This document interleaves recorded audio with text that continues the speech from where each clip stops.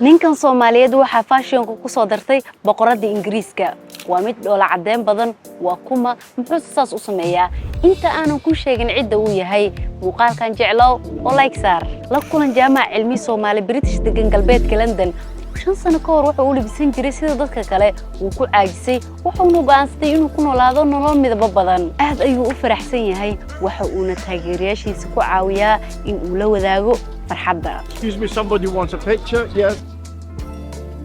I have to give happiness to everyone. jaamac waxa uu caan ku ahaa in uu haysto 100 suud oo cajiib ah 2020kii waxa loo doortay ninka ugu labiska wanaagsan London. Fashion is for me when you put on an outfit and you feel comfortable no matter what.